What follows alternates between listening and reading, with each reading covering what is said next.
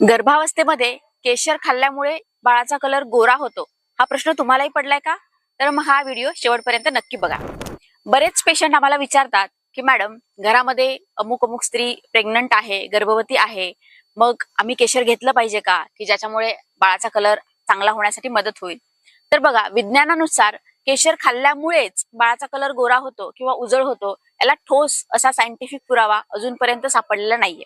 परंतु केशर खाल्ल्यामुळे गर्भाशयाचा जो रक्तपुरवठा आहे किंवा गर्भाशयाच्या जे काही पेशी आहेत त्यांचं पोषण होण्यासाठी मदत होते आणि त्यांचा रक्तपुरवठा हा सुरळीत होतो, हे मात्र आधुनिक विज्ञानाने नक्की सिद्ध केलेलं आहे. त्यामुळे कुठल्याही प्रकाराने का होईना, पण केशर घेतल्याचा निश्चित फायदा हा तुम्हाला होणार आहे. परंतु जर तुम्ही केशर घेत असाल तर या काही गोष्टी तुम्हाला लक्षात घ्यायच्या आहेत आणि या गोष्टी तुम्हाला फॉलो करूनच केशर घ्यायचं आहे. त्यामध्ये पहिली आणि महत्वाची गोष्ट म्हणजे जे केशर तुम्ही घेताय ते खरंच ऑथेंटिक आहे का, ते भेसळमुक्त आहे का, हे बघणं पण गरजेचं आहे. कारण हल्ली बाजारामध्ये खूप सारी भेसळ असलेली, रंग लावलेलं आणि केमिकल युक्त केशर आपल्याला बघायला मिळतात. त्यामुळे ओरिजिनल आणि ब्रँडेड केशर तुम्ही घेऊ शकता. असं जर तुम्ही केशर घेताय तर त्याचा तुम्हाला निश्चितच फायदा बघायला मिळेल.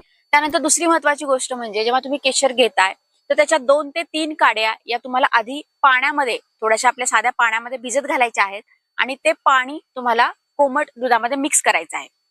आणि अशा प्रकारचं दूध तुम्हाला दिवसातून 1 वेळा घ्यायचं आहे, की ज्यामुळे तुम्हाला युटरसचा जो ब्लड सप्लाय आहे किंवा गर्भाशयाचा जो रक्तपुरवठा आहे तो चांगला झालेला बघायला मिळेल. तुम्हीही प्रेग्नन्सीमध्ये केशर घेताय तर खाली कमेंटमध्ये सॅफ्रॉन नक्की टाईप करा. धन्यवाद.